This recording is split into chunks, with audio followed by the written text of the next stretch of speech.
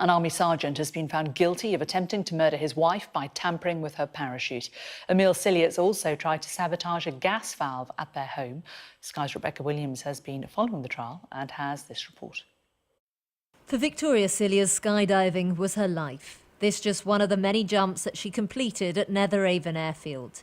But it was there in the Easter of 2015 that her husband Emile tampered with her parachute to try and kill her. It was left so badly mangled after the fall that experts say they've never seen anything quite like it. It's extremely unusual.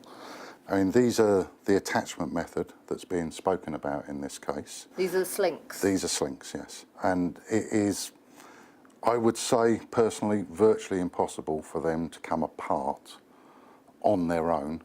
For the slinks to be tampered with is the only method that this could have occurred, and I'm shocked. This is a reconstruction, but it's a similar dive to the one Victoria, who was a captain in the army, would have done that day. She'd given birth just 5 weeks earlier. It was Emile who bought the ticket in a lavish plot to kill her. Victoria herself said she was considering giving up the sport, and that fateful dive was due to be her last. But she'd previously worked as an instructor, was highly experienced, and was a regular here at Netheravon. As soon as Victoria Cilliers jumped out of the plane, she knew that something was wrong. She fell 4,000 feet and was seriously injured, but it was a miracle that she even survived. Emile Cilliers, pictured here with the backpack, had racked up serious debts of around £22,000 and wanted to benefit from his wife's life insurance policy. He'd also started a relationship with this woman, Stephanie Goller, who he'd met on Tinder. The day before Victoria's accident, he messaged her saying, "I'm so excited for tomorrow," to which she replied, "Tomorrow?" And Emile wrote, "Buying tickets, the next step. Have I told you lately that I'm massively in love with the most amazing woman in the world? I want my life with you to start now."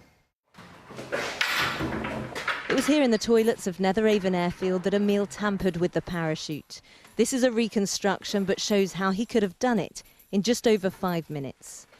Emile also tried to gas his wife in the family home. His dry blood was found on the pipes, as well as markings from his pliers.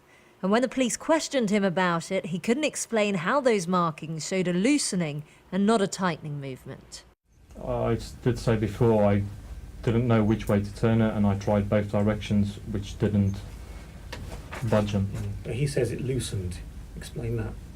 I don't see how he could say it loosened it, because when the gas engineer was there, I assumed he loosened the whole thing and checked the seals and everything. I don't know what his procedure is. Okay. He tried to dress these attempts up as accidents, as things that people would look at and say, there isn't even a criminal offence here at all. These are just dreadful, dreadful accidents. There's been a gas leak and an explosion, or there has been a failure of a main parachute and a reserve parachute.